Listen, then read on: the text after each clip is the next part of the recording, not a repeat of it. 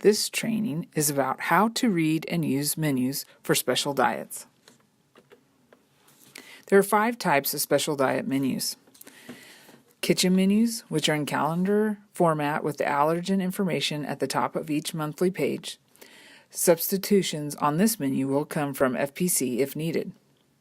The public or cycle menus, in a cycle format with allergen information at the top of each page.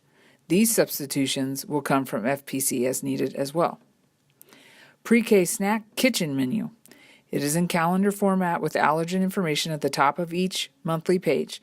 These substitutions will be made by the food service aide at the school. Super snack kitchen menu. In a weekly cycle format with the allergen information at the top of each monthly page. These substitutions will come from FPC if needed. Allergy flyers, in list format with allergy information at the top of each page. Now let's look at each one of these individually. Kitchen menus. Kitchen menus will list the month, the meal, and what type of meal modification there is on them. The student's name with the meal modification can be written on the menu if it will be posted in a location that is not visible to the public. You could also list multiple students on the same meal modification if you have more than one student, say for instance, that is gluten-free. For the text that is in plain type on the kitchen menu, those are safe for the student to consume. It is also an item that is on the menu for all students that day. At least one of the safe entrees is to be set aside for the student with meal modifications if there are concerns of running out before they come through the line. Items that are missing or not listed on the kitchen menu are assumed unsafe for the student and cannot be served to them. Items in all caps are items that are being substituted for this student. These substitutions will be sent to the school by FPC, or if it has the word bulk in front of it, those substitutions are to come from the school's bulk supply. The bulk supply is a clear bag or box of food that will be sent to the school by the Special Diets Department to be used throughout the year for the students. So let's look at an example of how this menu would work. On Monday, the student has 3 entrees to choose from that are available to all students. No substitutions are needed.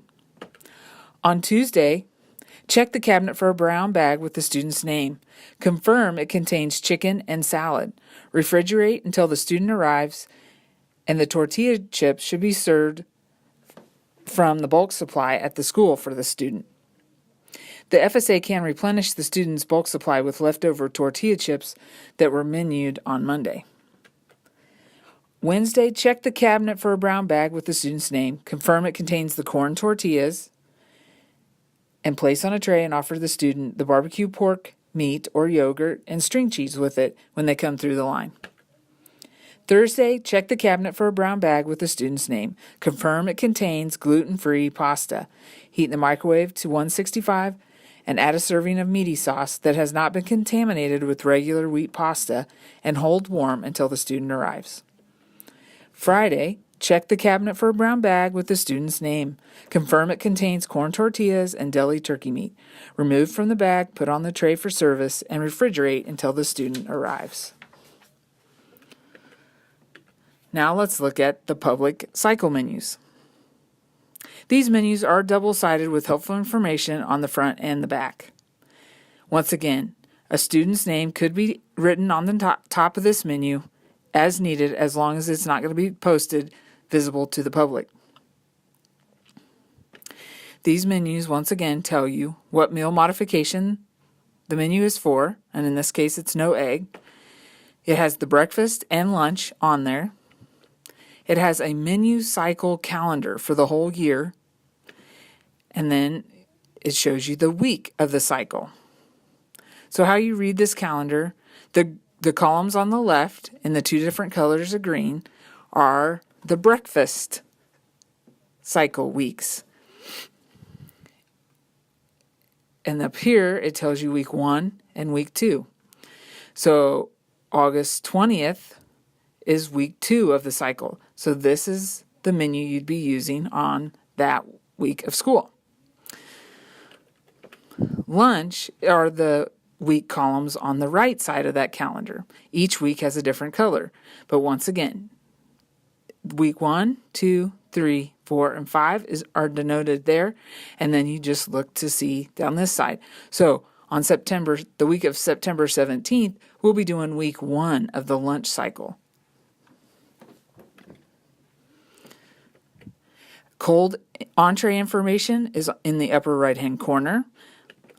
And then if you see a red circle on the calendar, that means that this is a different menu than what is listed within the cycle. So let's look at that. The red circle indicates you need to refer to the back side of that menu, and it will tell you a predetermined menu change that was already set in motion, and you would follow that. So for October 23rd, this would be the breakfast. For March 7th, this is the breakfast. For January 3rd, this would be their options for lunch. So let's look at an individual day and how you read the public menu. Menu items in regular type are safe for the student and are on the menu for all students that day. Once again, make sure to save one of these safe entrees for the student if you have concerns about running out. The crossed out items that you see on here are items on the menu that are unsafe for the student and they should not consume, and it should not be served to them. Menu items in all caps are substitutions for the student. Once again, you could either get this substitution via FPC, or in this situation, it would be from the school. You would be offering them cereal from your supply.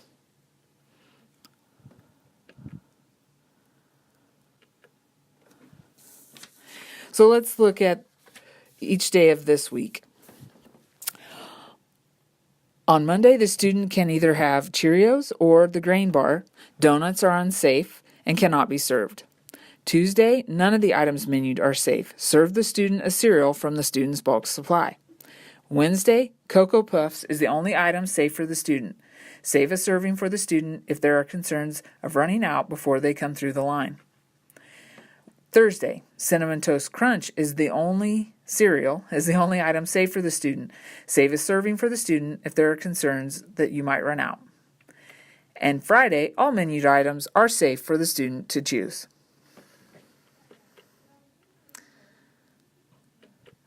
Moving on to pre-K snack menus.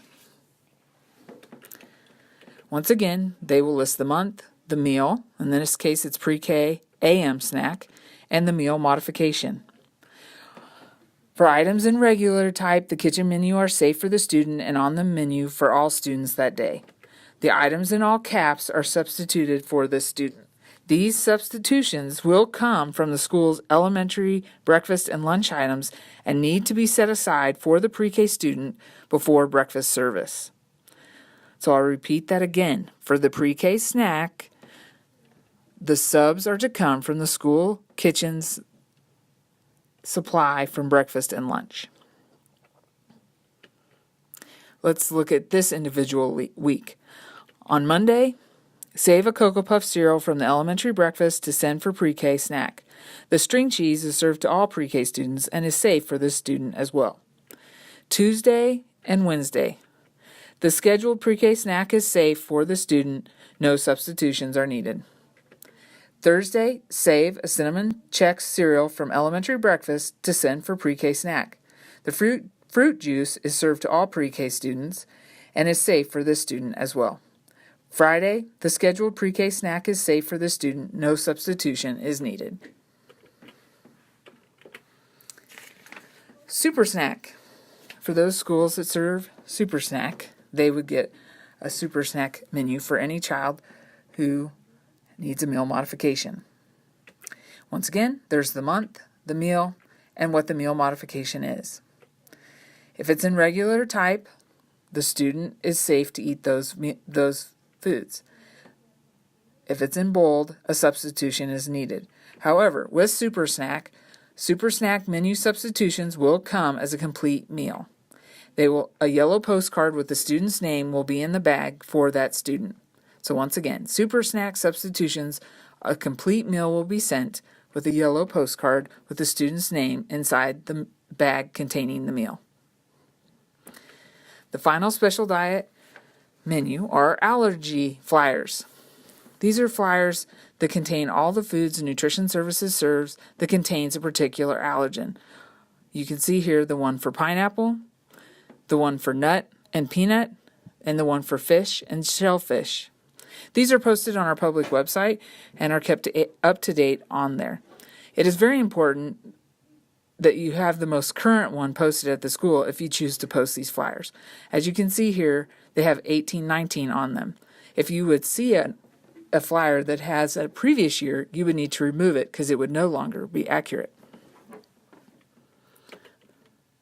If you have any questions on reading special diet menus, call 973-2178.